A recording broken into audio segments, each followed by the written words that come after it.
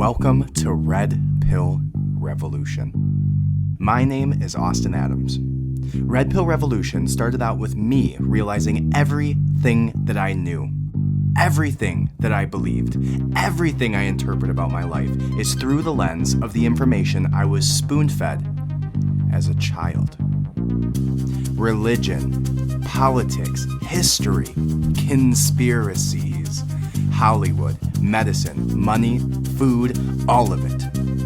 Everything we know was tactfully written to influence your decisions and your view on reality by those in power. Now, I'm on a mission to retrain and re-educate myself, to find the true reality of what is behind that curtain, and I'm taking your ass with me. Welcome to the revolution. Hello and welcome to Red Pill Revolution. My name is Austin Adams, and thank you so much for listening. This is episode number 23 of the Red Pill Revolution podcast. And again, can't thank you so much.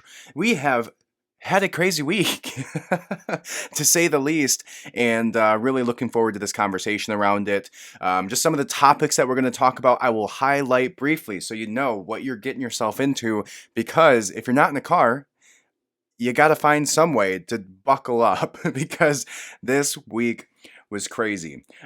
Really looking forward to this. So just a high level of what we're going to talk about today. Jen Psaki, somebody made fun of me in the in the reviews for not saying her name right. So Psaki, I think I've been calling her Psaski. I don't know. However you say her stupid name, she is going to leave the White House for, lo and behold, a position within MSNBC. Who would have thought that there was somehow collusion between corporate news companies and, politics?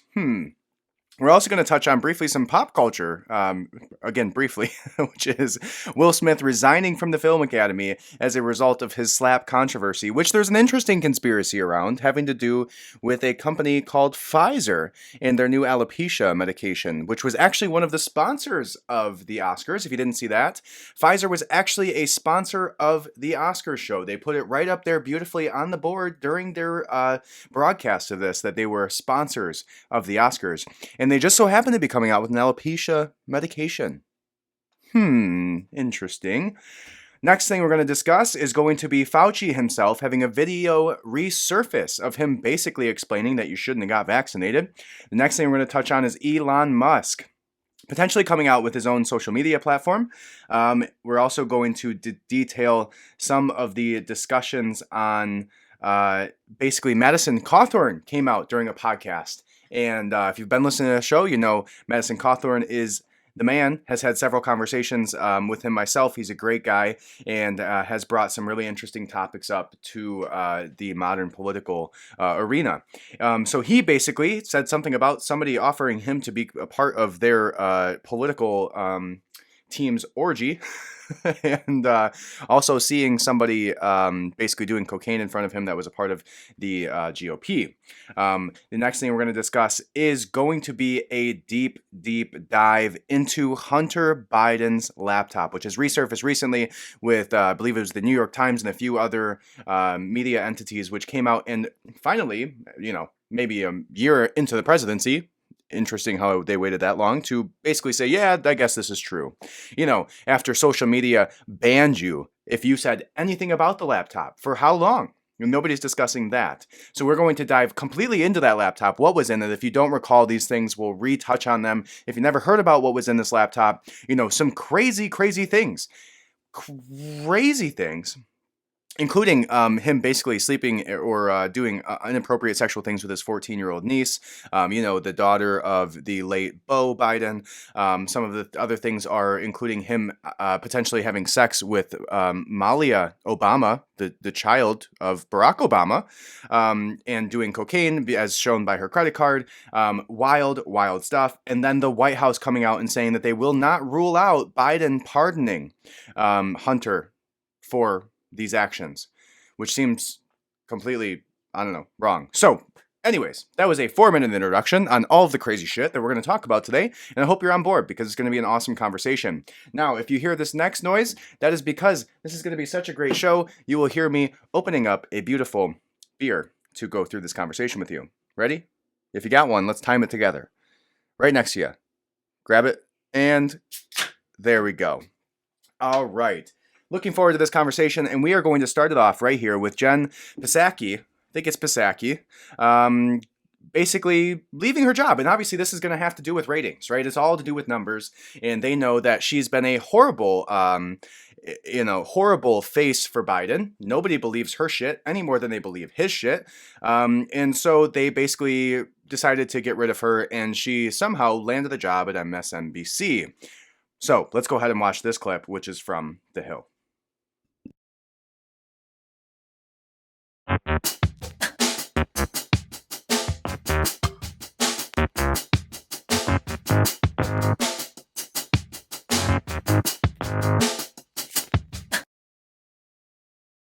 All right, sorry for the terrible 70s porn music. Let's go ahead and see if we can find an actual clip, because that was The Hill doing some overlays and typing stuff instead of, making an actual video about it. So let's find the very first video that comes up for her leaving the White House, which we will watch right here. All right, here we go. This is by ABC 7. Let's watch this video and see if they actually tell us what's going on. The verge of Press Secretary Jen Psaki appears to be on the verge of a big career move. The 43-year-old, who initially said she would stay in her position for a year, is reportedly in advanced contract talks to join MSNBC. Axios first broke the news. The one-time political commentator will serve as a host and an on-air expert, with the move expected to come next month. Psaki will join a cable news landscape that is crowded with alumni of high-level Washington politics. So 30 seconds of them telling you exactly what I told you, which is the fact that she's leaving the White House after 1 year of lying to the American people. And she's going to be replaced by somebody else, and she's going to lie to us more, only under the guise of people who we know are liars, which is in the mainstream media. So I don't know whether to feel good or bad about this. We'll see. I saw somebody else, some woman that stepped into her position answering questions recently, and didn't seem any more reliable than she was. And but it's been a fun year clown show of watching this female Pinocchio tell lies to us over and over and over again. And it's almost insulting at this point to see the way that they rub it in your face, because how many times has she been asked a question that she either dances around or just completely lies right to your face about it. To me, it's telling of where our White House is right now, right? If they can't even tell, you should at least be able to find a way to tell me something that doesn't make you look like a 100% liar the second you are able to pull up any of the facts around this situation. So just thought we'd mention that. Finally, the witch is dead. Psaki is leaving the White House and going on to continue her lying career with MSNBC. Now, the next thing we're going to touch on briefly is what I talked about earlier, which is Will Smith resigning from the Film Academy over the Oscars slap controversy, which we have a video here for you. It has been a week, and what a week it has been since actor Will Smith slapped comedian Chris Rock on live TV at the Oscars. But the aftershocks of that moment continue to reverberate around the world. Smith smacked the comedian over a joke he made about Smith's wife, Jada Pinkett Smith. And now the actor has announced he's resigning from his membership of the Academy. In a statement, the actor says he will fully accept any and all consequences for his conduct, calling his actions shocking, painful, and inexcusable. And that is where we begin this edition of Week in Review. Joining us to discuss are Neil Headley, host of the Snooze Button podcast. So we'll leave it there. We don't need to listen to that guy because you can listen to me. So Will Smith decided he was no longer going to be a part of the Academy. Now, if you're familiar with that little conspiracy that I told you about earlier, the conspiracy is that Pfizer basically funded the Oscars, which, if you've been paying attention at all over the last 2 years, you've seen celebrities everywhere basically be pro-Pfizer in every single potential way you could possibly imagine, looking at every turn for pushing the American people along with the agenda of Pfizer to get vaccinated, right? Get your kids vaccinated, get your pregnant mom vaccinated, get your wife vaccinated, get your dog vaccinated, all coming from celebrities, which have no fundamental reason to be talking about science. Now we kind of see why they were doing that, right? Of course, if the Oscars is funded by Pfizer, the Oscars is, Pfizer is now going to have as much political push and play, because otherwise, why would they fund the Oscars? Why would they push money towards celebrity academies? Because they know that the academies control the individuals. You have to be a part of the academy. So if you're a part of the Oscars, the academy, the Oscars Academy, then you're going to push the fundamental belief systems and the things that you're told to push by the biggest single sponsor of that organization, which in this case happened to be Pfizer, right? So, interesting enough, there's been flowing articles around the interwebs, the World Wide Web, I may say, basically that Pfizer was coming out with a brand new alopecia medication, and that the potential for this controversy happening at the very same time that they're coming out with this alopecia medicine is quite low, right? Why? How weird. How many times have you heard the word alopecia in the last, decade? Let's talk about that. When was the last time you heard alopecia? Well, you heard it the second that Will Smith smacked the shit out of Chris Rock for saying anything about his wife in what a lot of people believe was fake. Interesting. Now, if that's the case, right, it just so happens that the guy who went up there and slapped the shit out of Chris Rock for saying something about his wife who had alopecia then won the single highest honor at the Oscars of the Best Actor. And then, now he says his goodbye. Peace, I'm leaving. Now that I've got Best Actor and probably made tens of millions of dollars from Pfizer, if not more, for smacking somebody on stage. So, if you're in that conspiracy world, that is an interesting thought, right? Did he go up there and did this event happen, this acting event happen to raise awareness about this, autoimmune disorder, which Pfizer then just so happens to sponsor the Oscars for, which then just so happens to be the biggest talk of the night for the Oscars in the last 10 years, and just so happens to be around the same time that they're releasing an alopecia medication. If this shit's all planned, whoever is doing this is obviously quite good at it. Whoever is on their Pfizer marketing team should be the one winning actor of the year, because all of the things that they've done over the last couple years to make these things happen is, from an outside perspective, beside looking at it for the negative, terrible things that they've done and all of the people that they've killed, is quite the feat. To get, whatever percentage of the American public vaccinated with something for no specific reason at all. And then to go on and sway the Oscars to get Will Smith to go smack the shit out of Chris Rock for an alopecia medicine. If this is all true, it's almost impressive. And obviously in the worst way, right? The things that Hitler did were impressive in a terrible, horrible, unbelievable way, where how the hell did you get that many people to go along with your shit? And in this case, same thing. What in the world? Who is running the show? Because obviously the things that they're doing is impressive in the worst way if all of these things are true. Now, I don't know. I'm not saying that it was, but it seems pretty weird that this alopecia medicine's coming out right along the same time as Will Smith smacking Chris Rock over this alopecia joke on the biggest platform ever. Right? So, now, speaking of Pfizer, and speaking of vaccinations, let's go ahead and listen to Dr. Fauci, who had a clip resurface recently of him basically saying there is absolutely no reason that anybody who has had the flu should get a flu vaccination, because that's the best thing that you could ever have is the flu. The best vaccine, he says, that you could have is actually getting the virus. So, let's go ahead and listen to his own words here. Fortunately, that appears to be the case with you. But she's had the flu for 14 days. Should she get a flu shot? Well, no. If she got the flu for 14 days, she's as protected as anybody can be, because the best vaccination is to get infected yourself. And So she should not get it? if she really has the flu, she definitely doesn't need a flu vaccine.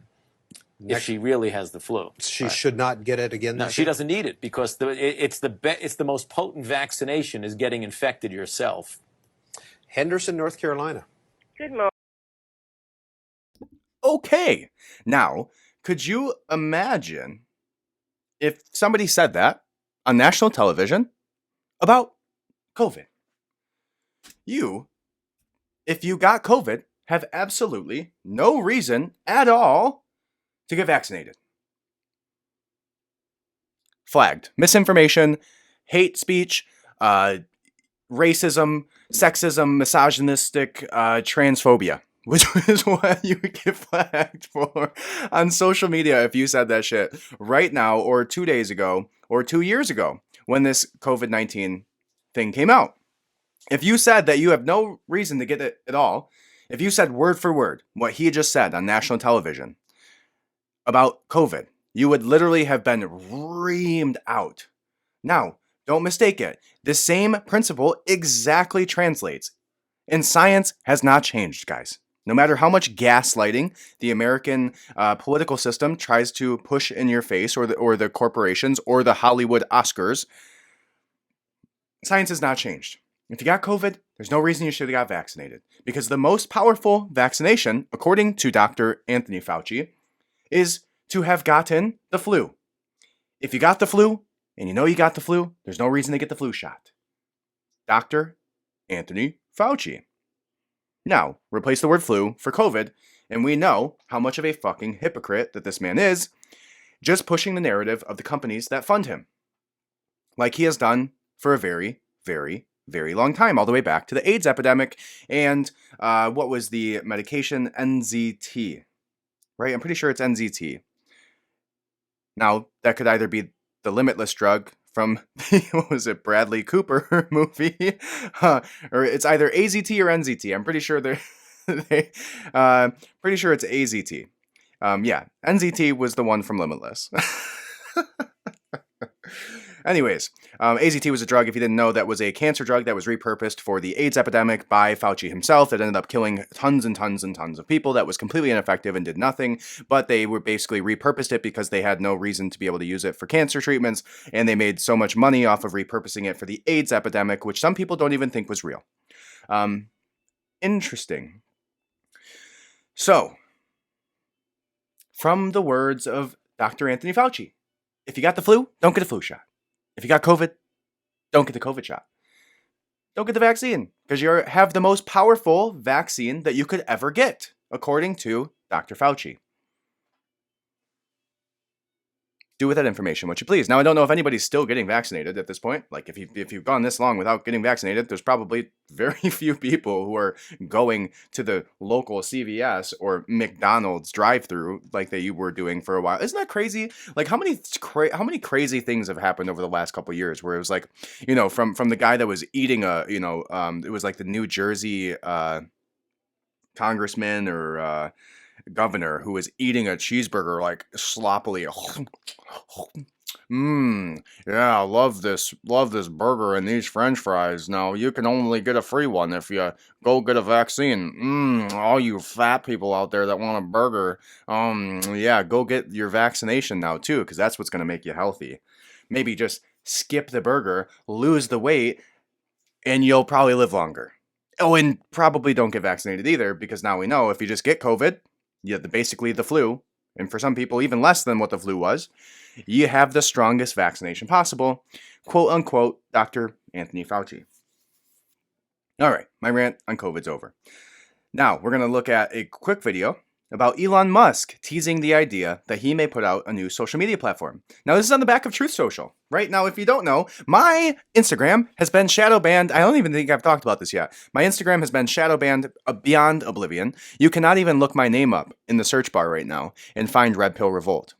If you look for my name and you don't follow me, they type in the name exactly, Red Pill Revolt. You will not see it in the search bar. You will see my backup account with 400 people who follow it. If you don't follow the backup, go follow it. Red Pill Revolt 2. But look up Red Pill Revolt on Instagram and you will no longer find our account. We have been shadow banned beyond oblivion for reposting that Senate hearing about the bioweapons labs. That's it. That was what it was. And now I lost basically my entire platform that I've built with hundreds and hundreds of hours of work over the last several months. And I'm having to find new channels to market this podcast and build our audience. So, if you know any ways around that complete shadow ban, let a brother know, because my videos dropped and my story dropped. I used to get 4,000 or 5,000 people watching my story. It dropped down to like 300 or 200. Used to get up 350,000 views on some videos. Now it's about 3,000 with 50,000 followers that I gained completely organically, and it's all gone. Hundreds of hours of work down the drain. Now, it's not down the drain because you're here listening to this, and I appreciate you so much. But quite disappointing from my perspective that for speaking the truth and talking about a Senate hearing, my channel has been obliterated off of Instagram. And you can no longer find my channel, even if you search it directly. Word for word, letter for letter, cannot find it. Really quite disappointing. Like, deep down in my soul, really sucks. Really sad about it. But that's all right. We'll keep moving forward. I will build it back even better. And we will continue this revolution. But please consider donating. Please consider sharing this podcast. If everybody on this podcast right now just shared it to one person, we could double the audience. And I would appreciate that so much. So if you think that I'm doing a good job, go ahead and share this with 1, 2, 3, 5 people that you know. And it would mean the world to me, because right now it is a struggle trying to build this with no, at least the singular platform that I built it on with organic outreach being just completely taken from me for no other reason than telling the truth. So if you'd like to do that, there's a share link right on there. You could also go ahead and subscribe. Subscribe right now. Click that subscribe button if you haven't already. If you're listening to this podcast for the first time, thank you so much. Click that subscribe button. I would appreciate it. And also leave a 5-star review. If you're on Apple Podcasts, if you're on Spotify, go ahead and leave a 5-star review. Would mean the world to me. But other than that, what you can do is also go to givesendgo.com, givesendgo.com/redpillrevolution and make a donation there. It would mean the world to me. It tells me that what I'm doing, it means something to you. Or you can join the Patreon. On the Patreon, we have a full video episode, if you'd like to listen to it, is right on the Patreon for you. It's $5 a month, and you also get the Discord server. For $15 a month, we're going to be moving towards eventually, once we get a few people on there, a live additional episode every single week right on the Patreon for you guys, where it's all user-generated questions and topics. So patreon.com/redpillrevolt. All right. That's what I got. Let's go ahead and watch this. Now, on the backs of basically Truth Social, taking its sweet little time approving people to get into Truth Social. Still have been on the waiting list for several months now. Lost all contact with them that I had directly to get me signed up ahead of time. So now Elon Musk may be able to build an entire platform before Trump is letting people actually on the Truth Social. I wouldn't put it past Elon Musk. So let's see what he's talking about with this new social media platform. Tesla's chief executive officer and billionaire Elon Musk is giving, quote, serious thought to building a new social media platform, which he announced in a post last weekend. According to Reuters, Musk was responding to a Twitter user's question on whether he would consider building a social media platform with an open source algorithm and one that would prioritize free speech and where propaganda was minimal. Musk has been critical of Twitter and its recent policies. His announcement comes a day after he put out a Twitter poll asking users if they believed Twitter adheres to the principle of free speech. Over 70% voted no. I'm surprised that there's 30% that thought that Twitter does adhere. Twitter's better than the rest, though, right? I mean, it's a sliding scale. I don't know if Twitter's better or worse than Facebook.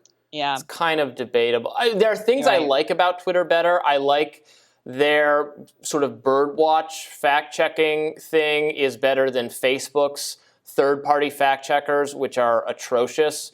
Twitter lets you, and it doesn't block the whole article. They let you like put a comment on that, and then you can comment on that comment, and it's a better program than Facebook's like just utterly awful fact-checking. But I don't know. I guess I don't know which is worse overall. Dorsey was kind of committed to free speech in some ways, or he was the most. So was Zuckerberg. So Zuckerberg, and Zuckerberg's still there. Right. I mean, they both were out, but they both have. I think both platforms censor. They just censor slightly different content. Same thing with YouTube. So it's really challenging navigating all of these big tech platforms for a show like Rising, for example, because if we're posting clips on Twitter and on YouTube and on Facebook, you have to kind of know. Okay, each platform has its own rules and regulations, and they're not all the same. And so what is it going to be? But, it's interesting to think about a platform that would prioritize free speech. I'm not really sure what that would look like.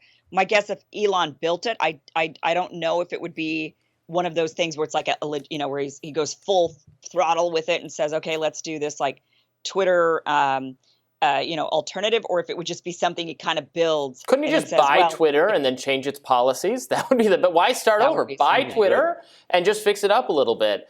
There you go. And the richest man in the world. Why not? Yeah, and the whole having it be free speech. So it's a private organization, so it doesn't have to follow the First Amendment. None of these platforms do, and I don't think. And even when people say they just want it to be a free speech platform, usually what they still want some level of moderation. Right. Like we don't just want it to be porn and death threats and harassment. Although there's porn on Twitter. There is porn on Twitter. It's a very Total notable. Porn on Twitter. It's right. the most discordant social media policy there is. Porn allowed on Twitter, not on any of the other platforms. But all this, some amount of harassment and policing of that kind of stuff, pretty much everybody at the end of the day is going to think is appropriate. The question is, where do you draw the line? And different people would draw it differently. But any platform that sets out to say, no, we're never going to draw that line, there's no line, it's not going to be a good platform. That said, it could definitely be more allowing of open discussion and debate of legitimate issues like the things we talk about on the show or try to talk about to the extent YouTube lets us. That could certainly be a better and an improved norm on a platform like Twitter. For me, the line is the law. So if something is breaking the law, then that would be where the line is. But I think the law is a line, but there would be more like technically, I don't think it's illegal to to say where someone lives or what their phone number is, right? That you can't go to jail for sharing that information. On Twitter, I think if you post someone's phone number or address, physical address, I think they should take it down. I would support a social media policy against that kind of behavior, even though that behavior is fine under the First Amendment, right? Is it really? You're not. Yeah. It's totally legal to dox somebody everywhere. Absolutely. Huh. Yeah. They'd have to shut down Nexus. Well, now that I think about it, I guess they do it all the time. Like here in LA, you could do a tour of the Hollywood homes, right? Go see the celebrities' homes. We'll drive you by them. Yeah. So I suppose. Yeah. There are some things that should be different on social media they're not complete First Amendment, I think. Just my opinion. That kind of stuff I think they should prohibit. Right, but maybe those could be genuine community guidelines. Like, for example, if they collectively put it out there and asked the people, would you be okay with doxing? Should we allow that on a platform? And people would overwhelmingly say no. Then they'd say, okay, that's part of the community guidelines. One of the issues with these big tech platforms is they're not even really asking the community what the community wants or doesn't want, right? They're just telling us these are our community guidelines, whether you like them or not. But maybe if something was more inclusive, right, and said, as a community, what do we as a people? But for all we know, the community on Twitter in particular might be totally for absolute censorship of dissenting views, right? That's true. Yeah. Right. Yeah, be careful. Not on Facebook. No, on Facebook, I think the community. All right, so getting mixed reviews there because I'm pretty sure doxing in some ways is illegal. It can be considered a form of harassment. However, anyways, Elon Musk coming out with his own platform, potentially, at least teases it. Now, if he does decide to do that, like I said, it may probably happen faster than I'm even let into Truth Social. Now, what I have a problem with is all of these, secondary, tertiary social media outlets all tend to be like a Twitter, reproduced Twitter, basically, where it just gives you a certain amount of letters, and if you post it, it goes on this little feed, and you can find people to follow based on who people share their feeds of, and I hate that, short form, I'd much rather talk to you guys through video and discuss things that way and get organic outreach that, it's much more, I don't know. I just don't like the Twitter. I've never really used Twitter since 2012. So I don't know if Truth Social is like that. It seems like it might be, but I don't know. We'll have to see. And I hope, somebody eventually comes out with a differentiation between TikTok and Instagram. Because it's interesting finding what they just said is that, you have to walk that line. And I'm sure the Hill does, but, I do even more with the content that I talk about.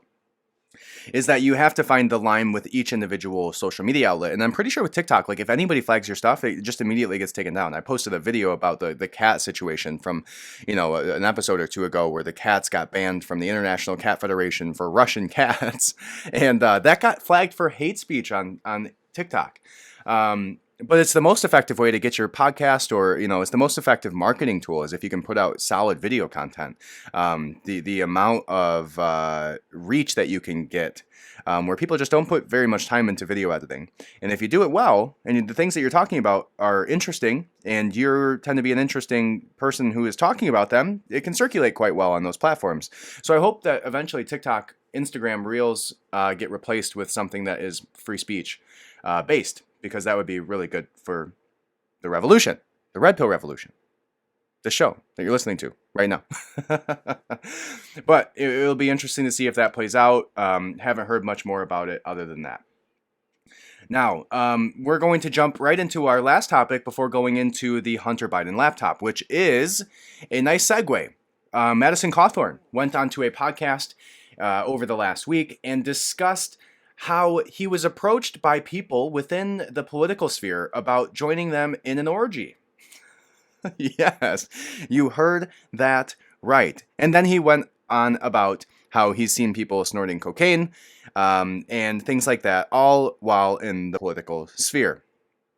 So let's watch this video, and then we will discuss it. And then there's a quick little video about a news source and some people who have been going after Madison Cawthorn for speaking about these things. So let's go ahead and watch this clip here. It was revealing. It was a show called House of Cards. I'm going to turn my hat around for this. Are you familiar with House of Cards? It's about to get serious. Yes, I am. With Kevin Spacey, and I forget who else was in it. But anyway, Really well done show. Very well done show. Very well done show. But it was so dirty, and it was about this congressman who was Kevin Spacey, who was, I think it was minority or majority whip. Yep. What was it? Yeah. And so anyway, very, very powerful guy. And it was just kind of like his secret life of all this corruption and power and money and perversion. And it was just dirty. How much, in your opinion, because you've been behind the veil, is this fictitious show? Or is this more closer to like a documentary? Is it that bad? So I heard a former president that we had in the 90s was asked the question about this. And he gave an answer that I thought was so true. And he said, the only thing that's not accurate in that show is that you could never get a piece of legislation about education passed that quickly. And everything else is good? Aside from that, I mean, the sexual perversion that goes on in Washington, I mean, being kind of a young guy in Washington, with the average age is probably 60 or 70, and I look at all these people, a lot of them that I've looked up to through my life. I've always paid attention to politics, guys that, then all of a sudden you get invited to, like, well, hey, we're going to have kind of a sexual get-together at one of our homes. You should come. And I'm like, what did you just ask me to come to? Yeah. And then you realize they're asking you to come to an orgy. Yeah. Or the fact that, there's some of the people that are leading on the movement to try and remove, addiction in our country. And then you watch them do, a key bump of cocaine right in front of you. And it's like, wow, this is wild. And then there's also kind of the whole espionage aspect of what goes on in Washington of, so many people trade in secrets, and there's a currency to secrets. And so it's wild. And then, there's members of the media, the journalists, who kind of will keep nasty stories about you or about other people on a shelf. And then if you're about to kind of speak out against something they don't want you to, they'll come out and say, well, we're about to drop the story of when, 17 years ago you did X, Y, and Z. And you don't want us to drop that story, do you? So we're going to bully you back into this position. Practically, let's say that all of a sudden I was going into office. By the way, I have no political aspirations, zero. And people are always like, John, run for office. I'll be like, nope, absolutely not. I'd like to support people that have that calling. I have no desire to do that. But let's, as a little thought experiment, I am just elected, Congress, Senate, whatever, and I get in there and I go through my orientation and I have my good values and stuff, and I stand for something like many other before. How does that slippery slope actually get in front of me? Our current president, he's been in public service for 50 years at a certain salary, which is kind of like, it's good, but it's not great. You can't become a lavish multi-millionaire with all these different houses, and the math doesn't work. Like the So- battery example, that was a real example, That's right? a real example. Yeah, no, right before we announced we were going to add about 700,000 electric vehicles to our federal fleet, I noticed, because if you go to, I think it's ceowatchlist.org, you can see the trades that publicly traded companies, CEOs, and anybody in the C-suite are making, or what all trades members of Congress are making. And so we all kind of monitor that just to see what's going on. And I noticed a lot of people in the majority party were buying stocks that had to do with some kind of battery, some kind of technology for electric vehicles. And then wouldn't you know it, about a month or two later, it was then announced we're adding 700,000 electric vehicles to the fleet, and then. Wow. So let's address that in parts. So he's asked about House of Cards. Great show. Unfortunate that it's Kevin Spacey, because I don't think you're allowed to watch it now. But speaking on sexual perversion, he gets asked, he gets basically starts the sentence with the fact that, most of Congress and Senate and these people that I've looked up to for a long time are in their 60s and their 70s. And they came to me asking me to come to this sexual party at their house. And then he refers to them talking about an orgy. So, if there's anybody that Madison Cawthorn is interested in, how old is he? 26? Decent looking guy, is interested in having an orgy with, it's probably not any single person that's also so happens to be in politics, unless it was some sort of like, spite sex with AOC, which, if they decided to do that, I'm sure some people would pay for a pay-per-view for. But anyways, if there's anybody that he's going to have an orgy with, it's probably not anybody that there's he's alongside in politics. And I'd be interested to see how many heart attacks happen at this political orgy, especially because they all have to have the vaccine. So it's, he got like worked for this after he talked about it. And then the second thing he goes on to say is basically that these same people who are going on to push the policies around American drug addiction are also sitting in front of them taking a key bump of cocaine right in front of him. And so he got so much pushback from his own party, right, for talking about these things. And they don't have they never refuted them, right? They said, no, we don't have, 70-year-old orgies at the GOP convention. But you shouldn't be talking about them, is basically what they said about this. And the same thing with the cocaine situation. Nobody said he wasn't telling the truth. And so we'll go on to the next clip where they kind of comment on this, right? Where they say, he shouldn't have talked about this. It's immature. We hope to have him replaced by several other people who would never have brought this situation up. But nobody's going on here to say that, no, that never happens in the political sphere. We're all great people and don't have these sexual perversions. And, so it's puzzling to me that anybody who tells the truth in politics is vilified immediately. And Madison Cawthorn just tells the truth too much for these people when it comes to their perversions, whether it's drugs, whether it's sexual perversions, whether it's, their back end investments in companies that they shouldn't be investing in based on insider trading knowledge, like Nancy Pelosi. So he said the things that you're not supposed to say. But why shouldn't you say them? They're true, right? There's somebody here, a legitimate person in our political sphere who is speaking the truth about these situations, and he's being vilified for it. So there's a quick clip right here where we actually see this vilification of him talking about for talking about these things by his own political party, saying that he should be out of the party because of him discussing these things. Not that they were wrong, but that he should just have nothing to do with politics because he's speaking the truth. And here's that. Orgies and cocaine. Those claims are drawing a lot of disbelief after a North Carolina congressman made them. Good evening, everyone. I'm Rod Carter. I'm Angela Taylor. Madison Cawthorn's comments have drawn criticism from his own party before. CBS 17's Russ Bowen joins us. And Russ, who was he referring to? Well, his colleagues in Congress. He didn't name names, but even so, it's enough to draw ire from the people who work alongside him.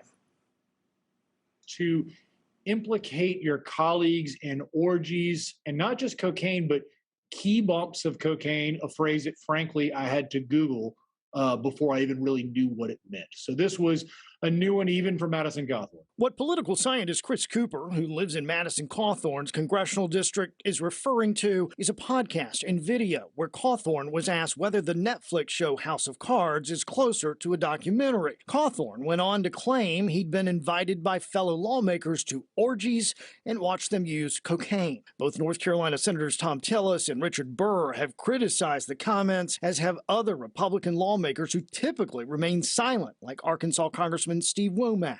I think it goes without saying that no one thinks this was a good thing to say. Today, I can't even believe that Madison Cawthorn would think this is a good thing to say. It sounds like he got dressed down by McCarthy, and I rarely say this, but in this case, I think it was well-deserved. That dress down comes less than a week after Minority Leader Kevin McCarthy responded to Cawthorn calling Ukrainian President Zelensky a thug. Madison is wrong. If there's any thug in this world, it's Putin. And his video has been released of one of several times that Cawthorn has been pulled over for speeding and cited for driving while his license was revoked. What do you do with this? Which is really interesting, right? So he comes out and says, and if you listen to that, they didn't say anything about him not being correct. They didn't say anything about these orgies being fictitious or that these people doing drugs and cocaine in front of him being wrong. They didn't say that. They said that it was not, like whatever that guy said, not appropriate, or he shouldn't even have talked about it. And he got rightfully dressed down by this other old-ass 75-year-old senator for speaking about these things. What? Nothing he said was wrong. Nobody's refuted these things. Yet they're going to now release, which is exactly what he said they would do, word for word, so that they keep these things on the shelf. And literally, the only thing that they can find with him is him getting pulled over for speeding or driving without a license or something on top of that. So, and he says that's well-deserved because he talked about the unspeakable orgies and cocaine usage in our political spectrum. He literally just proved him right. He said that they're going to shelf something about me and then use it when I say something that they don't like. So, he said something they don't like. You old people, you gross people, want me to join your orgy? And you also do cocaine while also trying to save the world from drug addiction. And then when I say something about it, you're going to shelf something like a video of me getting pulled over. That's the worst thing you can find of Madison Cawthorn doing. And then release it at the same time. So it tries to overshadow the statements that I said about you asking me, a 26-year-old, to have an orgy with you 70 weirdos. And then saying something about your cocaine usage, right? And again, this guy, this political scientist is standing next to this guy in this interview, says nothing about him being wrong. He just says it's not a good idea to talk about those things. Maybe because they're true. Maybe because there is sexual perversion within our political sphere. Maybe because they are doing drugs there, as we saw with Nancy Pelosi's inability to keep her dentures in her mouth or to not look like a lizard weirdo standing up in the middle of Joe Biden's speech a couple months ago or a month ago. So let's finish this out. There's 40 seconds left. Let's see what the rest they have to say about this. If you're one of the other candidates, whether you're a D or an R in the 11th district running in this primary. There are 7 people that are running against Madison Cawthorn, so 8 total in the primary, and all 7 are trying to portray themselves as more mature, more grown up, and better decision makers than Madison Cawthorn. Clearly, this is going to make that an easier proposition. And without a doubt, guys, I imagine we're going to see some of this in some of those ads that have reached all across the state at this point. For his part, so far, Madison Cawthorn has not commented. Guys. This is wild. Very interesting stuff there, Russ. Not every day those 2 words are the first out of your mouth. That's for sure. Not here on the news. All right. Thank you. Russ, So again, nobody's saying he's wrong. And then he says that, they're more mature and older than them. So they're trying to depict themselves that way within the 7th district so that they can get elected above Madison Cawthorn. Because, when they get invited to our orgies, hopefully they'll say yes. And they won't speak about it on a podcast. It's so funny that these people can sit here and try to justify, the quote-unquote dressing down of Madison Cawthorn. Which, again, they didn't post anything that showed any venom or anything that he said being wrong. They support that, but they don't support him speaking the truth about politics. Him speaking the truth about what's behind that veil that they talked about, right? They just want to diminish what he says, throw a video of him getting pulled over and let it fizzle off into the distance and think that he's going to get outshined by these other people because, you know, they'll actually go to the orgies and do the cocaine with the other politicians. Who do you want in politics? The guy calling out these weirdos or the person who's partaking in these 70-year-old orgies while doing cocaine? It's just so weird to me that we're in a place where it's the person speaking out about the orgies and cocaine in politics who's wrong, who's being, you know, who's having the news media go after him for saying something about it, not a bunch of like news articles like, who is he talking about? Who's having the orgies in politics? Who's doing the cocaine bump in the bathroom? Well, probably Nancy Pelosi. But the conversation is not the drama around who is doing these things or why he said these things. The drama is around the fact that he spoke the truth. Madison Cawthorn spoke the truth about politics, spoke the truth about the sexual perversion within the political spectrum and the political sphere, and spoke the truth about the drug usage of these senators that are pushing for addiction correction in the United States while also doing a bump of cocaine. But, you know, Madison Cawthorn's in the wrong for mentioning the truth, not the normal conversation that should come of this, of like, who are these people? Who's doing drugs in the bathroom of the Senate, right? Who is calling Madison Cawthorn to see if he wants to come to an orgy? Like, that should be the conversation. Shouldn't we be talking about that? Not the fact that he actually talked about the truth? It's crazy. Like, literally anything that you look up right now about this Cawthorn, you know, Madison Cawthorn talking about these things is a negative connotation about him speaking the truth, right? Like, they're all in the group of the orgy group. Like, they're all in this group chat together talking about, oh shit, Madison Cawthorn spoke about our Sunday night orgies in Washington. Not the fact that he actually talked about these things, trying to figure out who did it. Like, the right news media would be going after who is the person who's doing cocaine in the bathroom of Senate or Congress.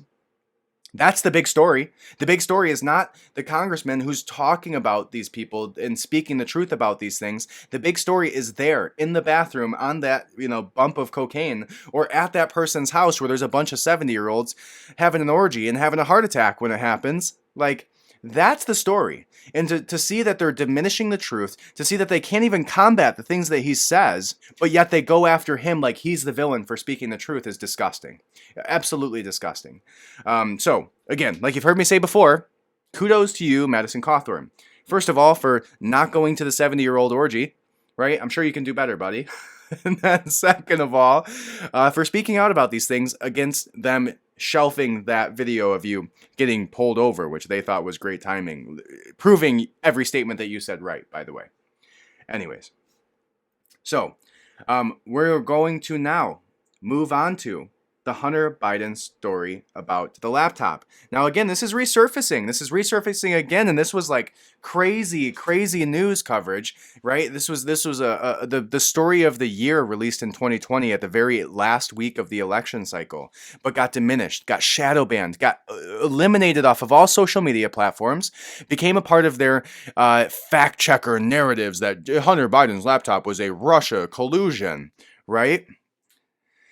So now it comes back up again, now that they are the same news media companies that were diminishing this as false information, the same news media companies that were saying that it was Russian collusion, that this laptop is fake news, right? Now they're coming out because they know that it's coming to a point where there's going to be a legal battle. Hunter Biden has now been subpoenaed for this laptop, finally, a year after the presidency, because they knew that it couldn't be overturned at this point, potentially, over this collusion, or maybe it's all part of the plan. And now they know that they're going to be able to put somebody else in power, right? Who knows? But let's go ahead and see what Tucker Carlson has to say about this. The start of this video says, Tucker shreds media over Hunter Biden coverage. It's 3 minutes long. Let's go ahead and listen to it, then we'll talk about it. So something's going on with Joe Biden. His poll numbers are absolutely tanking, but it seems like elements within the Democratic Party are turning on him. We're not going to pretend we understand exactly what's going on here, but something definitely is. Here's this example, and you remember this very well. Just before the last election, the New York Post ran a story about the contents of Hunter Biden's laptop. It was a huge story, but big tech censored it immediately. CNN and dozens of other former intel officials told us that laptop was Russian disinformation. There are fears that what Giuliani is now pushing here in the United States could actually be part of Russia's latest and very massive disinformation campaign in the U.S. presidential election. So you have a president who is asking to obtain Russian disinformation, knowing that that is what it is. He is accepting that same information, and he is then turning it and using it on the campaign trail against his opponent. And that's mind-blowing. It's sort of a crazy quilt at this point, which has all the hallmarks of Russian disinformation. That said, it wasn't for lack of trying. CNN reported on Friday that U.S. authorities are seeing if those emails we just talked about are connected to an ongoing Russian disinformation effort. Huh. So it turns out when they accuse people of Russian disinformation, they're not always sincere. Of course, they're liars. They'll say whatever they need to say. That was before the election. They needed to get Biden elected. They did it. But now they're telling you something very different. Now they're telling you, in fact, the laptop is real. Here's CNN yesterday. This is very, very bad for the president's son. It is, and it's an investigation, as you pointed out, going back to 2018. And right now, prosecutors in Delaware are focusing on a number of things, including whether Hunter Biden and some of his business associates violated laws, including tax and money laundering laws and foreign lobbying laws. They're now gaining steam, and they need to make a decision, I think, in the at least intermediate future. This case has been going on for 4 years, and there is a realistic chance this could result in federal charges. Of course, then we'd be in unprecedented political territory, not legal territory, but a situation of having potentially the Justice Department prosecuting and trying to imprison the son of the president. What a freak show that channel is. Good luck to their new subscription service. But now they're telling you, yeah, it's all true, actually. And that's not the only story about Russian disinformation that has fallen apart this week. The Federal Election Commission just fined the DNC and Hillary Clinton, her campaign, more than $100,000. The FEC determined that the Clinton campaign tried to hide its role in funding the Steele dossier. Steele dossier is the false document that claimed, among many other things, that Putin got Trump elected. Turns out the disinformation was, in fact, paid for by the campaign. It was coming from the DNC. Subscribe to the Fox. So exactly what he just talked about there is CNN and, all of these companies that were formerly talking about it being Russian disinformation about this laptop. Now they're coming out and saying that, oh, well, maybe it could be true now that they're going to, you see this all the time. Like they come out and say that shit's like everything's wrong and that what you're saying isn't true. And then eventually when they know that they've been backed in a corner enough that they try to salvage whatever amount of, respect that they could the speck of respect that they could find on the ground of themselves left before they lose all of their I don't know how they still have anybody who listens to them at all, but they try to salvage what reputation they have left with the people that they've brainwashed enough to continue to listen to them, but they're doing that here, right? It's all coming to a legal head, and there's now the Steele dossier and the Hillary Clinton campaign is now being fined $100,000 and something over their real Russian, disinformation campaign that they tried to go against Trump. And now we're seeing that the truth is coming out, and they're trying to backpedal enough to try to salvage whatever reputation they have with the brainwashed people that continue to listen to them. So now we're going to look at Rutgers News, and they talked about how the White House won't rule out Biden's party, or pardon, not his party. He probably has a lot of parties, I would guess, judging by his laptop, but trying to will not rule out Biden's pardon for son or his brother. So it says, presidential spokesperson dodges questions about Hunter Biden probe after laptop info resurfaces.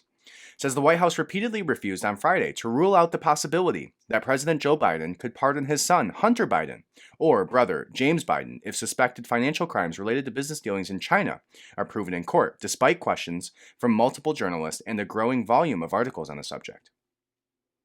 It says, quote, "That's not a hypothetical I'm going to entertain," said White House News Communication Director Kate Bedingfield, who she told a room full of journalists after she was asked whether the president had considered a pardon for his son Hunter or brother James, both of whom are being investigated for financial impropriety impropriety regarding a business deal with Chinese energy firm CEFC, China Energy, which doesn't even mention the Burisma situation. Asked about the president's continued insistence that there was nothing unethical and that Hunter Biden had made no money from this thing about what you were talking about, China, Bedingfield doubled down on the elder brother Biden's denial, which was made over a year earlier, that his son was guilty of any wrongdoing. We absolutely stand by the president's comments, she said, insisting that she did not have anything to add from this podium when the question was phrased another way. Hunter Biden is currently being investigated by the Justice Department regarding a business deal he was involved in with China, proof of which surfaced almost 2 years ago on the infamous laptop from hell left by him at a laptop repair shop in Delaware. The younger Biden appeared to have raked in millions of dollars for a consulting role, despite insisting the deal itself fell through, and his Chinese partner in the affair was later detained in China. While a handful of media outlets initially reported on the content of the laptop, which included not only incriminating financial documents, but also more salacious materials, including images of Hunter engaged in sexual acts and drug use. Most major press outlets gave it a pass, either dismissing it as Russian propaganda without any evidence or refusing to comment on it at all. The president infamously laughed when asked about the laptop again after the election. However, with Biden safely in the White House, mainstream outlets from the New York Times to CNN have begun to nibble at the story, acknowledging not only that the laptop belonged to Hunter Biden, but that there are some serious problems with the business deals discussed in the emails it contained. So, will not rule out his pardon for his sons. Now, how in the world can the president pardon his own children for doing back deals, shady deals with China or Russia or Ukraine, which were all included in there, when he was elected under the guise, and the money came for him, right? He was the one that if he has to pardon his sons, he's going to have to pardon his damn self, because he was the reason that they even had access to these situations to begin with, right? The only reason that Hunter Biden and James Biden, which I've never heard that name really before, had access to China, had access to Ukraine, was because they were pushing and peddling their father's influence.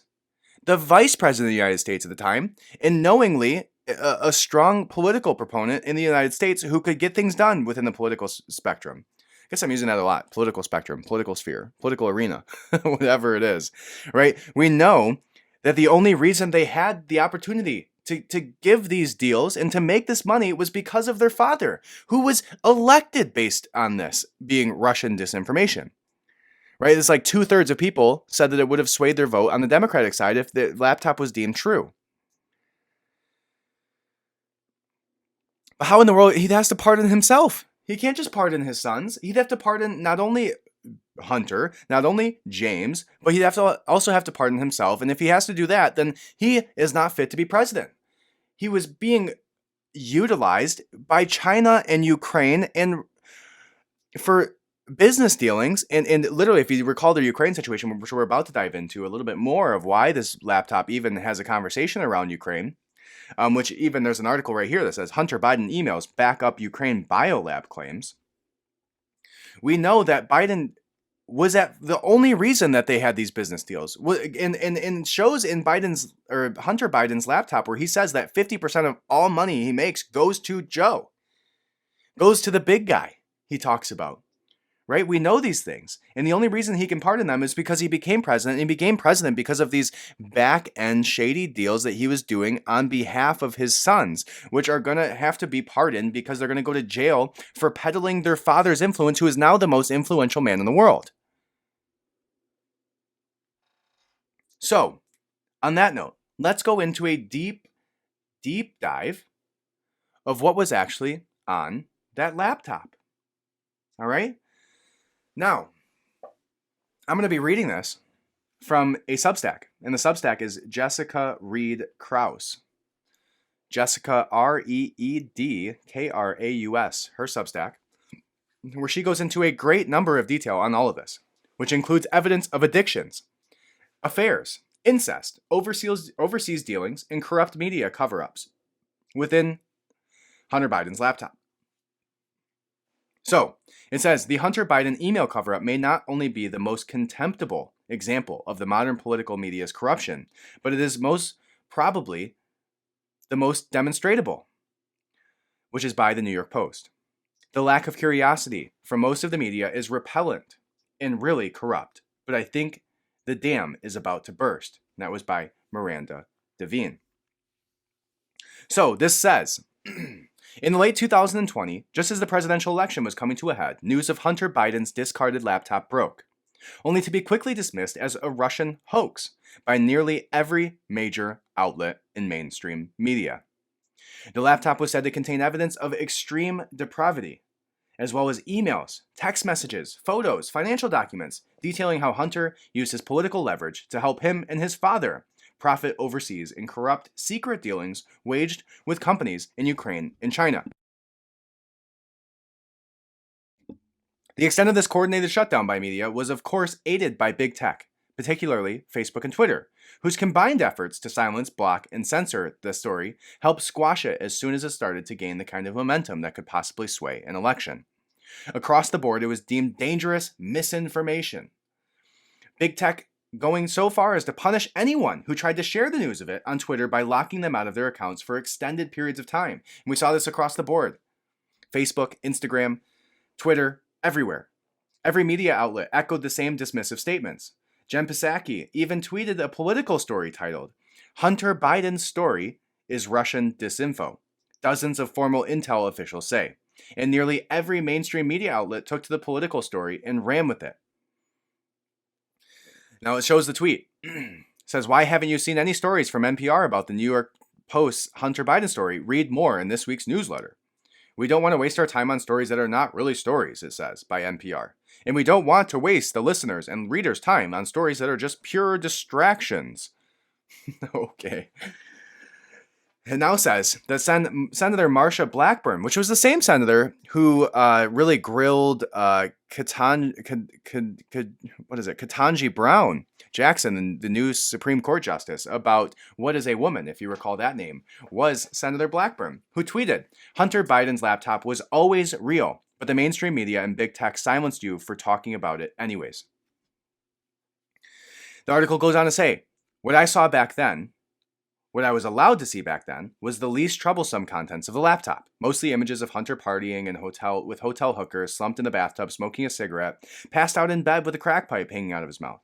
They were gross and proved the sad state of his addiction, but I didn't see anything criminal. Well, I mean, smoking crack is criminal, but beside the point.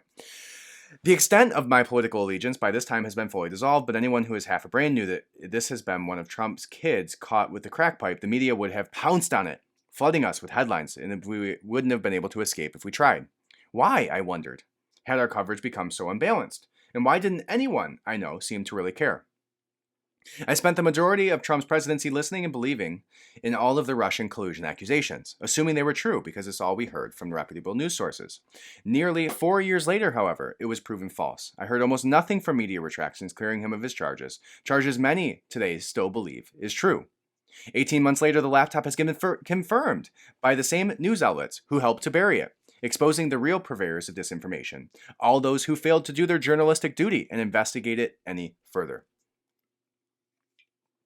The fact that the story was not followed up on during 2020 will go down as one of the most glaring examples of criminal tendencies embraced by modern journalists who continue to choose party ties over the quest for truth that previously defined their role in society. Now that's an interesting statement because you hear about the way that journalists are looked at today is like, it's looked at like this like grimy, gross job now, as it should be, like in the way that our mainstream media has looked at, we look at journalists. And if you look back like towards the 70s and 80s, like think about comic books, right? Like think about Marvel, think about like the way that journalists were looked at, like hard-nosed, cigarette-smoking, truth-defining journalists who would like go after people and weren't afraid of anything and would, chase you down in the parking lot like real James O'Keefe, Project Veritas style OG journalists were like, that was a cool job.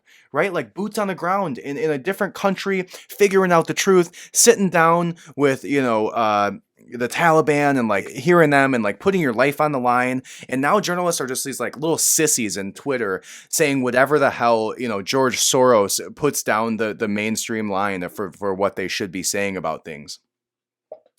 That's not journalism, right? And journalism should be about the truth. Like, if you are a good journalist in today's society, you should be easily rising to the top, right? Through Substack, through whatever it is. Like, there are many, many different like ways for you to get your messages out there in the right way. And you will eventually build an audience based on truth, based on facts, based on, you know, your personality, based on the things that you say, based on everything. You can build an audience around the truth. And that's what people are hungry for. People are so sick of listening to journalists who can barely, you know, say anything other than a script that's put in front of them, in front of the TV. Like every news commentator, and that's kind of why I like The Hill, is because it's not fully scripted. You can see in the way that their discussions and panels are, is it's not scripted. It's not like they're reading from a teleprompter about every word. Literally, it's why it drives me nuts sometimes too. It's because, you know, it's just they don't have the best takes on everything all the time, but they're truthful takes, and you can tell it from the dialogue and the way that they have these conversations. So I appreciate that. So it's decent journalism, but the way that journalists are looked at today is like they are the purveyors of disinformation. They are the minister of truth, right? Of the 1984 George Orwellian perspective. They are the ministry of truth, and everything that they say is actually a lie.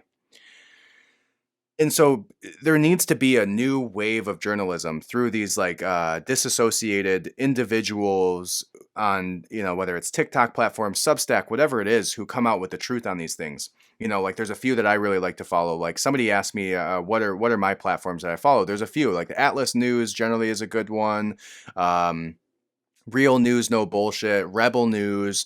I follow a few like that that are really good, boots on the ground, smaller entities that tell the truth about things and correct themselves when they're wrong, because they are interested in the truth. They're not interested in narratives. They're not interested in the corporate greed that comes down from these, you know, political elitists or oligarchs who control the mainstream narrative on things. And then we're going to see those start to take over as time goes on, right? And hopefully they don't get bought out like we saw with like Newsmax and OAN and all of those ones that we like hoped would be the new, truth tellers, right? I think it's going to be at an individual level, right? I think that's where the value is of it. So anyways, let's go ahead and move on through this, or we'll be here for 5 hours. The fact that the story was not followed up on during the 2020 will go down as one of the most glaring examples of criminal tendencies embraced by modern journalists who continue to choose party ties over the quest for truth as previously defined by their role in society. Guilty of creating further suspicion, especially among conservatives, called crazy for demanding an investigation into the laptop. After, where'd it go? Anyways, once you realize how calculated the media cover-up was, it starts to resemble an Epstein-style operation that the CCP ran on Hunter Biden in order to gain control over Joe Biden, which could mean the Biden administration is already compromised via CCP blackmail related to these sex tapes, and who knows what else, a fact the media blatantly chose to ignore. Since the story is picking up speed again, now that CNN, The Post, and New Yorker, among others, have come forth to confirm its legitimacy, we are finally allowed to revisit the story. One that appears to frame the Biden family as a severely corrupt, incestuous bunch that might be more indebted to China than anyone dared to let us believe. Now, here's a video of Joe Rogan detailing the media and big tech's calculated cover-up of the story in 2020. Said Twitter shut down the Post account for 16 days and locked any users who tried to share the newspaper story. And here that is. New York Times just now is admitting that the Hunter Biden laptop is real. And, we remember from the debates with Trump bringing it up to Biden and Biden saying it's bullshit and it's a lie. Yeah. A flat out lie. Yeah. Everybody knew it was a lie. The New York Post had that story that was banned from Twitter, which was just outright crazy, that one of the oldest newspapers in the country. Yeah, and I don't think anybody's going to go back and apologize to them. No one's apologizing.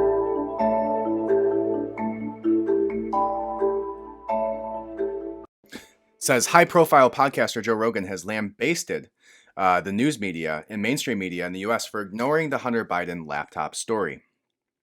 Last week, when reporting on Hunter Biden's tax woes, the New York Times confirmed that emails found on Hunter Biden's discarded laptop, were authentic.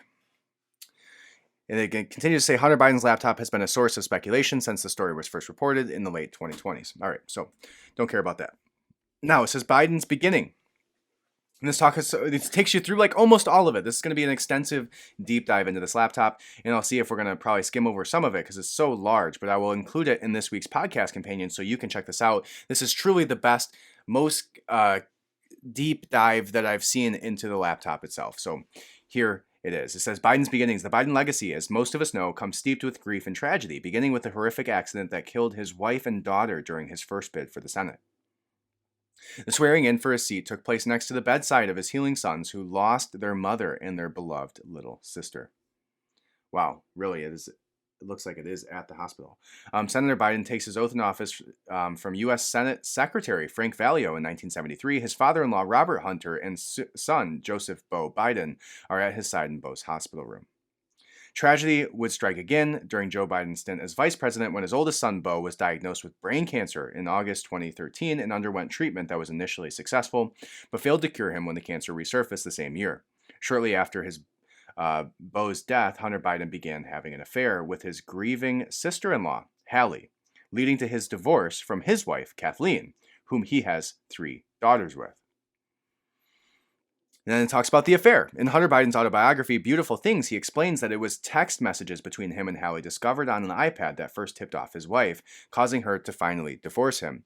In the book, he admits that that was the final straw with Kathleen, and she had tried for years to help him beat his addiction to crack, cocaine, and alcohol. But then she found out he was sleeping with his dead brother's wife. She said he was always a sicko. When the story was about the affair first broke, via page 6, Hunter contacted his dad, begging him to offer a statement in support of their relationship, which he did. Joe Biden said, "We are all lucky that Hunter and Hallie found each other as they were putting their lives together again after such sadness." Wow, I'm really happy that my dead son's wife is now dating my other son, who divorced his wife and his 3 kids, basically, over dating his dead brother's wife. Is the President of the United States defending that? They have mine and my wife Jill's full and complete support, and we are happy for them. The book also reported Hunter Biden's 5-month sex and drug bender in Los Angeles right after his marriage fell apart. Now, it goes on to say that Kathleen filed for divorce on December 6th of 2016, alleging in court documents that during their separation, which began several months after Beau died, Hunter created financial concern to the family by spending extravagantly on his own interests, including drugs, alcohol, prostitutes, strip clubs, and gifts for women with whom he had sexual relations. It says their divorce was finalized in 2017, after which he and Hallie briefly lived together in Maryland before they broke up, and he moved back to Los Angeles. Wow. Crazy. It also discusses Hunter's affair with his brother's wife. There's pictures here showing all of that. Now, the laptop timeline. So we'll go through all of this. Hunter Biden drops off his computer at the repair shop in 2019. He fails to return it in over 90 days, which means the computer belongs legally to Isaac. After browsing through the computer's files, Isaac becomes alarmed by the content he finds on it and calls the FBI, who eventually takes possession of it. A subpoena is issued on December 9th by U.S. Attorney Leslie Wolf. Isaac fears for his safety, and so he gives a copy of Biden's laptop hard drive to Rudy Giuliani's attorney, Brian Costello, and 2 of his friends, in case something happens to him. By mid-October 2020, the New York Post begins releasing Hunter Biden's emails and other information leaked from the laptop. On October 15th, 2020, House Republicans send a letter to FBI director requesting answers about the computer. It becomes clear that the FBI is sitting on the computer and its contents. Rudy Giuliani begins providing regular updates on his findings in TV interviews, speaking out about the authenticity of emails and other disturbing details involving images and videos of child pornography, sexual situations with minors, one of whom prominently featured, he says, is a member of Biden's family, which ended up being his niece, his brother's daughter, with whom he was having these sexual conversations with and videos and pictures of. The emails not only incriminate Hunter, but also proves Joe lied about his knowledge of Hunter's corrupt involvement with Ukrainian dealings, where the promise of access to Joe Biden is used as a bargaining leverage. Which it quotes, in light of ongoing questions about the credibility of these claims and multiple reports that the FBI is investigating their veracity, law enforcement is referring to the matter to the FBI, a spokesperson for Delaware State Police told Newsweek. The decision comes in wake of a recent interview that former New York City Mayor Rudy Giuliani, the individual who initially obtained the hard drive, did with Newsmax TV. During the interview, Giuliani claimed that there was explicit footage of underage girls on the hard drive, along with suggestions in text message logs from the drive that Hunter had FaceTimed naked with a 14-year-old girl, and that girl being his own niece. And here is that clip with Rudy Giuliani. I agree with you. I think the American people do deserve to know, and that was sort of one of the reasons Twitter's claimed they had the authority to censor this, is because of your proximity to the president. Obviously, you're a supporter of his re-election campaign, and they were curious how you came into possession of this hard drive in the first place. Did you or Steve Bannon or any of the other people supporting the president have any prior contact with this Mac shop owner prior to him reaching out to you? No, I mean, first of all, the premise on which I think Twitter took it down was it was hacked. Well, they're dead wrong. It wasn't hacked, so that's a lie. Of course, they said it without knowing, which means they just pulled a lie out of the air. Yeah. And this is really part of a conspiracy with Biden. I mean, when I first put this story out, Biden wrote a letter to all the media, which he thinks he controls, and told them to keep me off. Yeah. Imagine a candidate writing a letter saying to keep somebody off. I mean, how frightened is he of me? Plus, they've spent the last 8 or 9 months attacking me every way they can in every one of their little surrogate operations that they own, like the Washington Post and the New York Times and CNN and MSNBC and the whole crew of. They're not even broadcast. I mean, they're basically like Pravda was to the Soviet Union. Mm-hmm. They just publish the Democratic talking points. And sometimes they even use the same key words so you can figure it out. They're pathetic. I mean, it really is a terrible thing. So the way I came to have this, my lawyer was contacted by this gentleman who owns this store that fixes hard drives. And Hunter Biden had come into the store probably a year earlier, turned over 3 devices. The guy couldn't fix one, fixed the other immediately, and had to keep the hard drive. Hunter Biden came back in 2 days and brought him some kind of a keyboard that would help. And within a fairly short period of time, he had it fixed. And then he started calling Biden to pick it up. Couldn't get any answer, couldn't get any response, didn't get paid. And for some reason, Hunter Biden never showed up. Now, one of the reasons may be that the gentleman says that Hunter Biden was so drunk that he had a little trouble even getting his name out. And since I've now looked at the hard drive, I find that to be very credible, because this was probably a bit of an exaggeration, but it looks like he's high on crack about every other day for the last 5 or 6 years. Before we move on, I do want to back up a second, because again, another criticism is of the timeline that this was released. You just said he dropped this off about a year ago.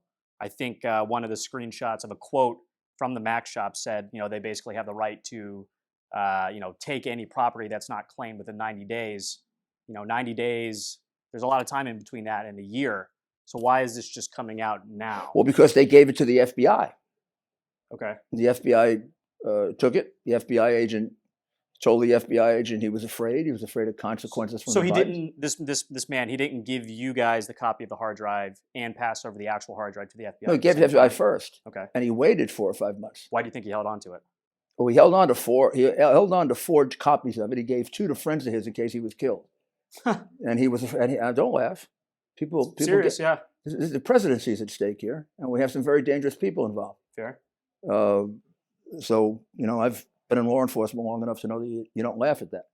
The reality is he kept 4 copies. He gave 2 to friends in case he was killed. He waited about 4 months, 5 months. I'm not sure, because my lawyer is the one who talked to him about this. So I'm reciting what Bob told me. And then he sent some letters around to various Republicans thinking they'd be interested in it. And apparently we were the first to respond. And or the only one to respond, or the first, or whatever. And my lawyer, Bob Costello, who's a former assistant U.S. attorney, former chief of the criminal division, represented George Steinbrenner, very, very excellent lawyer, made contact with him, went down and visited with him, spent a good deal of time, I'm going to say a week, studying it, making sure that it was legal. What he saw was a contract that was signed by Hunter Biden, which said, a form contract that was signed by Hunter Biden, that said that if he didn't pick it up in 90 days, that it would be abandoned and become the property of the merchant. It had been abandoned at that point by about 6 months, so it clearly was the property of the merchant. He checked the law on that to be sure. And then he went over it to do the best he could to validate it. Numbers that he could check on, events that he knew. Was he accurate about it? Was Biden accurate about it? Actually, we didn't really validate it until I got it because although he knew more about the hard drive, I know the case backwards and forwards. Right. And I have an enormous amount of information from confidential informants. So, for example, I could see dates there that only Hunter Biden would know because they haven't been published anywhere. I'll give you an example. Confidential informant told us about a meeting he had at the State Department. He gave me a specific date. He told me he remembered it because Hunter Biden was taken in the back door so that it wouldn't be registered. And he went to see Deputy Secretary of State Tony Blinken. Well, that's not registered anywhere except from this confidential informant telling me and another investigator this. And that date squared exactly with the date in the hard drive and in the text message. There are about 3 more like that. And there are 2 others that I'd rather not reveal to him. Was the vice president at that meeting at the State Department? Do you know for sure? It wasn't a meeting with the vice president. It was a meeting with the Deputy Secretary of State. Okay. It was not recorded and should have been recorded because it's a meeting that falls under the Foreign Agents Registration Act, of which there were probably about 6 or 7 blatant violations of it by Hunter Biden, including the meeting with the vice president. He never registered as a foreign agent. That's exactly what Paul Manafort went to prison for. And unless we're really going to stick with this, Republicans go to prison and Democrats don't when they do the same or worse, then he belongs in prison, the way Paul Manafort was put in prison. Beyond that, as you go through it, particularly when you go through the photographs, it's obviously his. I mean, nobody else would have that horrible, disgusting. I can't even describe it. So, not exactly depicting the 14-year-old girl, but I'm sure we'll get more into that. It says there's a sexual depravity to this that's disgusting, Giuliani told Newsmax. There's a depravity that's horrendous, which is why I reported it to the Delaware police. These underage girls were not protected. There are numerous pictures of girls that are they shouldn't be there. If the Delaware State Police don't do anything about this, it would really be a tragic thing. The majority of these leaked images, emails, and videos from the hard drive started circulating in late 2020, when the story was first breaking. Many outlets at the time were offering proof of its validity, but got shut down or silenced as a result. The photos, today, are harder to find. Many of them have been wiped off the internet entirely. Images I saw, but did not include here, were horrifying frames of a young Asian child in a hotel room, dressed up in lace lingerie, and videos of sex acts with what appeared to be 14 to 15-year-old girls. Now, they're showing a bunch of pictures of Hunter Biden naked and him snorting what seems to be cocaine off of a stripper's ass. Okay.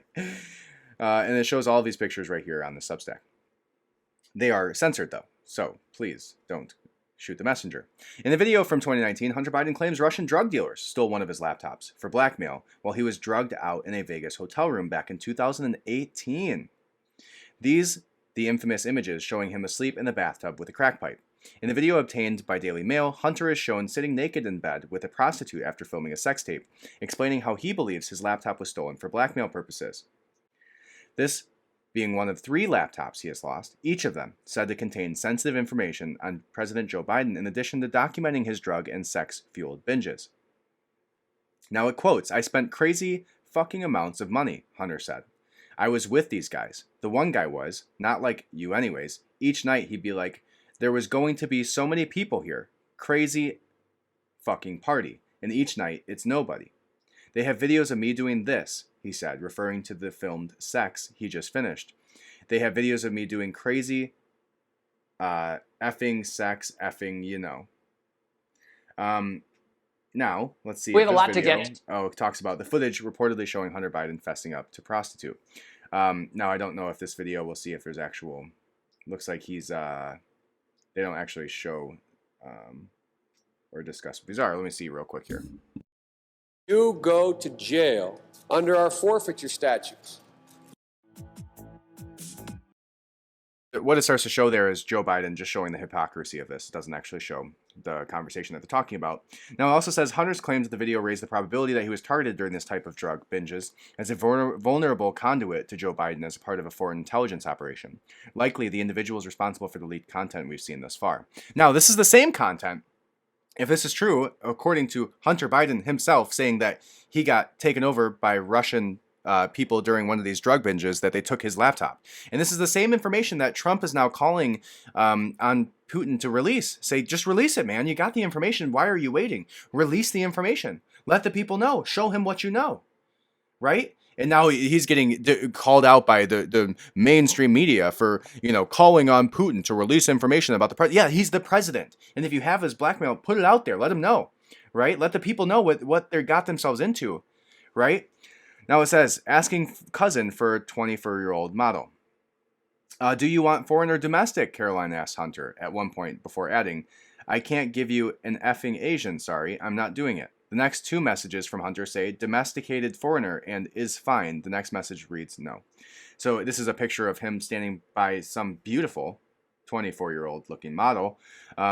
Now he responds in what are the text messages directly from the laptop. She's a legend. None of these women are except for Diva, but Nicola and Deva and Ella and Lucy will all know quality girls who are like I am. Distrusting and highly, highly wary of evil. I also have Denise, a German, 26. Now this is to Biden, to Hunter. No to Lucy, I think. Okay, so fine. Do you want foreign or domestic? Hunter says, and you have to make the pitch directly. She says, I can't give you effing Asian. Sorry, I'm not doing it. Now I wonder if that's key for something else. Why would she not want Asian or compared to Russian or whatever? Maybe that's key for, younger. Domesticated foreigner is fine. I give you Isabella, but she has kids and an ex-NBA husband. He said no yellow. Yasmina is the next thing she says. She says in separate text threads, racial slurs, including the N-word, are tossed around between the two. Interesting. Maybe that should be thrown around when you're talking about Joe Rogan saying it. Maybe you should talk about Hunter Biden saying the N-word. Natalia Biden says, now let's move on here. It goes on to talk about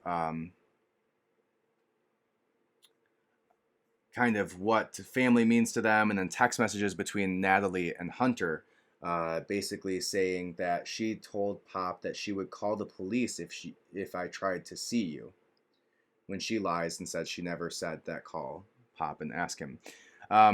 So this is saying a source told Revolver that about 1/3 of the images are of some underage girl. Some of the images are topless, while in others she is shown in suggestive positions with Hunter himself. Revolver's source, who saw the photos, also claimed that the illicit photos on Hunter's laptop were of a member of the Biden family, same as Giuliani stated. Unconfirmed rumors claim that the girl in the photos is Natalie Brown, Hallie's daughter, the same Hallie who he dated who was the wife of his dead brother. So not only did he was screwing the wife of his dead brother within weeks of him dying, but he was also allegedly taking pictures, videos, soliciting naked images with the 14-year-old daughter of Hallie. Like, how disgusting is this family? Now, 800 pages of text messages sent or received by Hunter Biden from 2018 to 2019 repeatedly reveals that his former love interest, Hallie, the widow of his brother, Beau, claimed he behaved in a sexually inappropriate way around a minor family member. Hunter Biden told his sister, Ashley Biden, that Hallie described him as being sexually inappropriate with a minor female family member. The text revealed that most members of Hunter Biden's family seem to know about these allegations. Among these family members are Hunter's parents, Joe Biden and Jill Biden, his sister, Ashley Biden, and Jim Biden, the brother of Joe Biden. In some cases, family members decided to take Hunter's side of the apparent family argument over the allegations, choosing to believe him over Hallie. Previous reporting pertaining to the situation includes comments by predominant pundit Candace Owens and Republican Lauren Boebert have claimed that the teenage relative in question is Natalie Biden. And it says to watch this video where her expression changes at the 6-second mark when the girl is asked to define what family means to them. And they show the actual pictures of him with Natalie in a bed. And then it shows that text message that I read earlier. And then it goes on to show their text messages. Call your mother. It seems every time we talk, she tells people I'm inappropriate with you. And this is a text message to the 14-year-old. I don't want to make matters worse for you or myself. Now, she responds later that says, call you in 30 minutes. Thanks for chatting last night, Bruzza. This life is just real torture. He says to this 14-year-old, yes, it seems like an endless test of my sanity. To hate as much as do right now is beyond dangerous. Blank won't let me see blank without my father present. Can you effing imagine that? That F up that I've effing shielded for 2 years and taken all the heat is keeping me from talking to or being around blank. Then it says, telling people I'm sexually inappropriate with her daughter. And these are all text messages, right, from the laptop. If any one of you ever repeat that again, I swear to God, you might as well put the gun to my head yourself, because if all the tabloids who live to dick with me anyways were to repeat a rumor that came from blank, that's why I can't come home, I will not survive that. No one could survive that.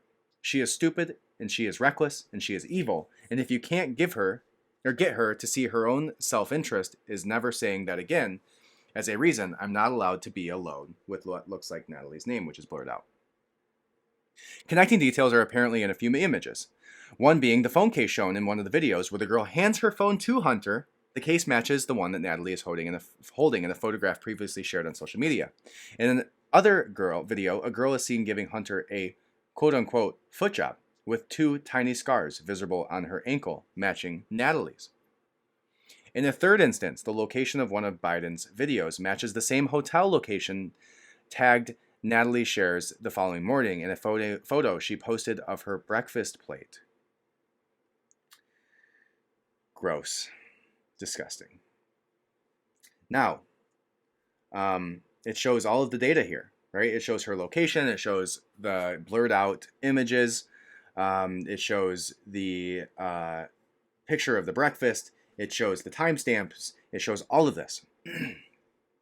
Now, earlier we talked about Hunter Biden's association with Malia Obama. Now, this is unconfirmed but highly speculated.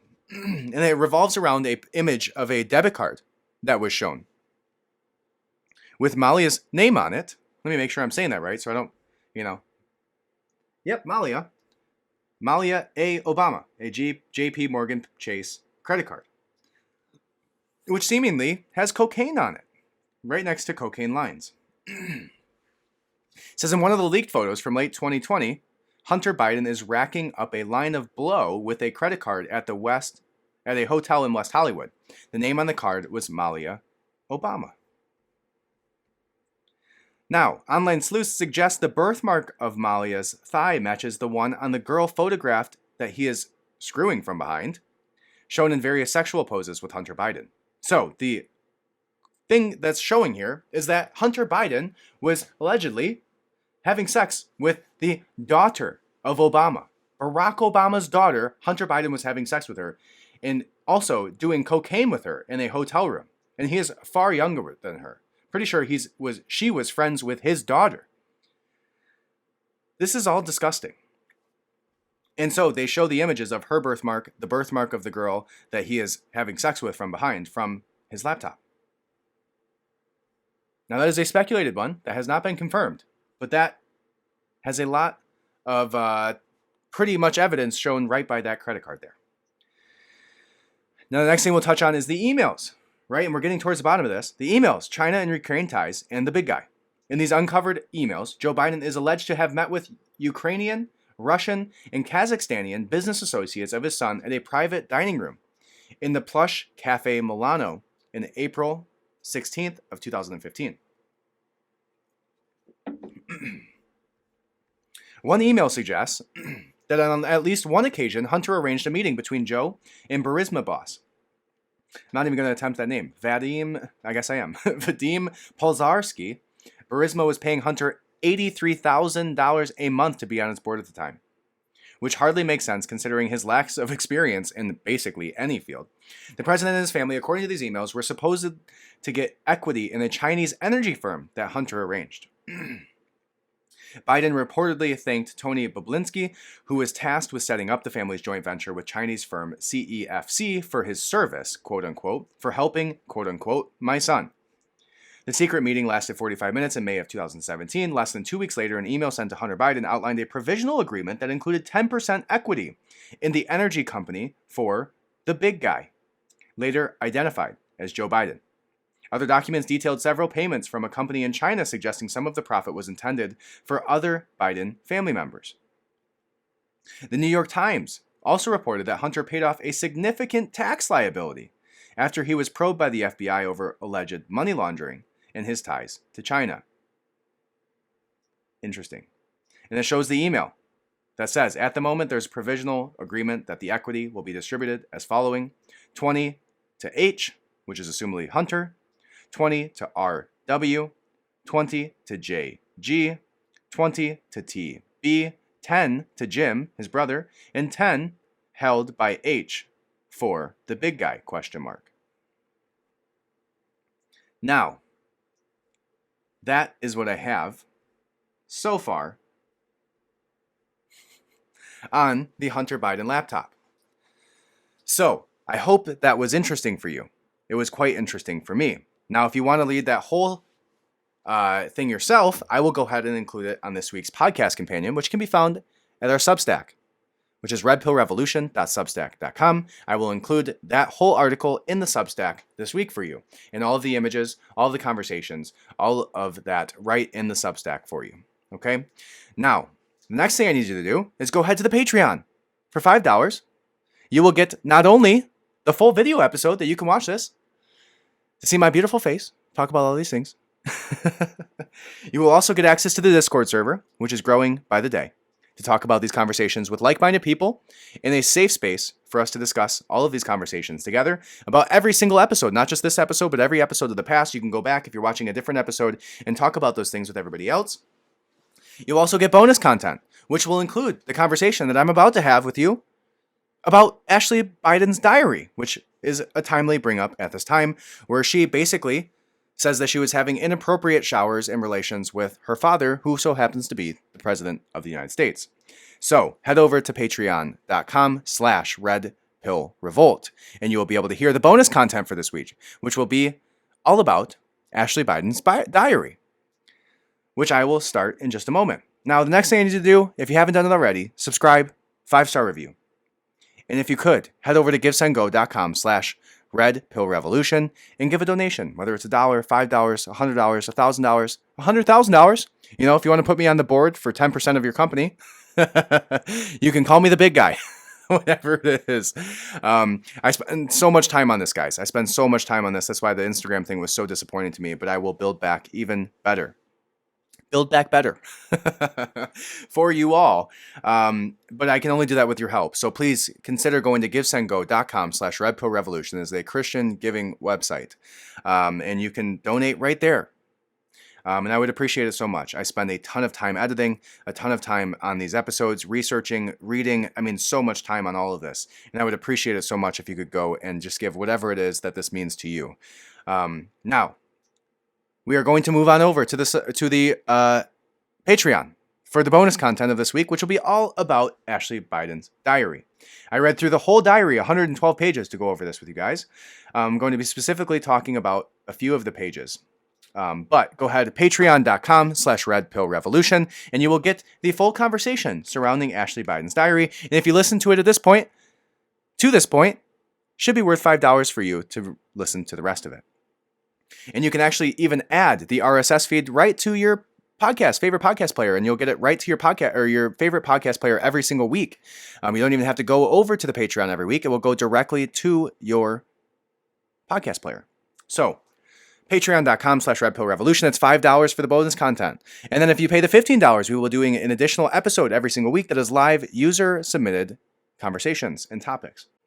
All right. So without further ado, here we